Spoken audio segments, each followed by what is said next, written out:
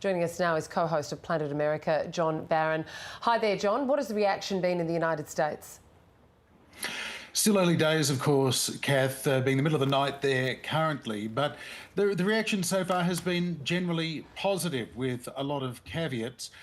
Those who typically support American military interventions, the likes of Republican Senator Lindsey Graham, have expressed their pleasure that Trump has gone in. This is being framed as not America starting a new war, but potentially ending a 46-year conflict with the Muslim Republic in Iran. So it's going to be interesting in the hours ahead, particularly once we get the briefing from the Defense Secretary and others at the Pentagon as to whether this is going to be one and done or whether this is the start of a longer campaign. And of course, there's still that big question mark as well as to what retaliation we see from Iran and if American servicemen and women brought into harm's way in bases around the Middle East or elsewhere, that could change a lot of the reaction as well. Well, we have already seen some initial retaliation with those reports that the Israeli military is saying that missiles are coming their way from Iran. Interestingly, there you mentioned the South Carolina Senator Lindsey Graham saying that Trump made the right call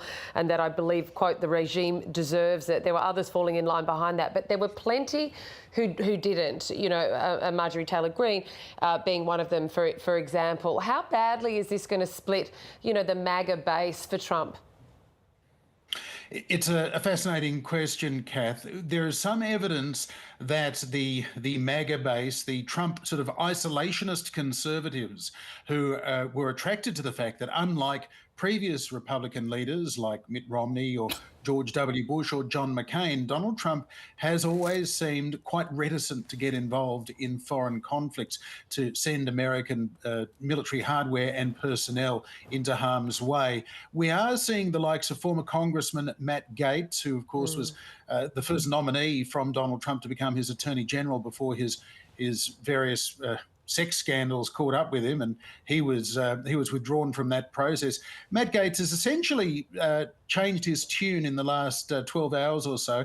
He was urging Trump not to get involved. Now the airstrikes have happened. Matt Gaetz is, I guess, urging Trump to say, well, mission accomplished. No need to do any more. Well done, though. This was a good thing to do. So sections of that MAGA base are now essentially hoping to cajole President Trump into not continuing in this conflict for any extended period of time. Others, of course, who remain hard and fast isolationists don't believe that America should be exerting its power in this way. So there will be in the Twitterverse and certainly in podcast land, there will be some criticisms of Donald Trump. But at least for now, it seems as though there will be reasonably widespread approval for what has done, if, of course, it has been effective, if he has managed to do the job. John, it's Alex Thomas in the studio. Am I being a bit cynical to suggest that Saturday night prime time was exactly what he was hoping for? Well, it's not cynical at all to think of Donald Trump as a showman, Alex, of course. And this was certainly something that after telling the world that he was going to make a decision within 2 weeks, it felt more like we're going to see Donald Trump teasing this out, using it as a negotiating ploy with the Iranians, but moving decisively as he did a few hours ago has really sort of taken a lot of people by surprise. In retrospect, they should not have been surprised. Talking to former Trump advisors just yesterday, they were very convinced that Donald Trump was going to go in, that he really had no choice, partly because it was the right thing to do if you believe that Iran was as close to breaking out and developing a nuclear weapons capacity as President Trump believed. But of course, President Trump's own intelligence community assessments, as recently as a couple of months ago and reportedly to this day, maintain that Iran was not close to developing a nuclear weapon. But Donald Trump went ahead with this anyway, based on the intelligence that he was reportedly receiving through Israel instead. But yes, you're quite right. Donald Trump, he likes to change narratives, particularly if there's criticism out there of him. He doesn't mind putting on a parade or a big show such as this. We know, John, that this was a gamble. When we heard the statement from the US president there, it was a triumph. The words were triumphant. He had a triumphant gesture around all of this. But how far away is he from that turning from triumph to disaster? What could derail this? Well, of course, as successive American presidents know, really starting from the revolutionary period in Iran in 1979, 1980, it doomed the re-election chances of then American President Jimmy Carter when there were more than 50 Americans held hostage for a year and a half in their embassy in Tehran.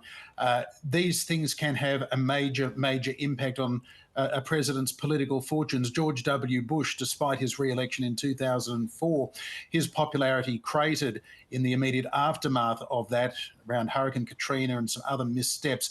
And as the war in Iraq dragged on, as things started to get bad again in Afghanistan, George Bush really lost the ability to convince members of Congress to go with him on things like Social Security reform. Now, Donald Trump has a domestic agenda as a second-term president that he wants to get enacted in the next few weeks, a massive domestic policy bill, which includes tax cuts and cuts to entitlements such as Medicare and Medicaid, healthcare for the elderly and for the poor and disabled. Now, if Donald Trump's popularity crashes in the next week because perhaps American personnel have been killed or injured, or there's been an attack on American civilians somewhere, or indeed this just looks like a protracted conflict rather than a sharp surgical strike, then Donald Trump could find himself in the position that both Carter and Bush found themselves in. Once committed to a conflict in the Middle East, it's very hard to extricate yourself from it because American prestige remains on the line. Donald Trump, of course, never likes to look weak. Even though he has had this sort of isolationist tendency, he is also somebody who likes to literally wrap his arms around and kiss the American flag. And he had that military parade just a week or so ago in the United States as well. He likes to succeed. He likes to look strong and powerful. Any suggestion of America's military power being exposed as limited, if, for example, the damage assessments are such that, in fact, Iran's nuclear program has not been destroyed or delayed by several years, that could become a big problem for President Trump. OK, John, many thanks indeed for your time. Co-host of Planet America, John Barron there.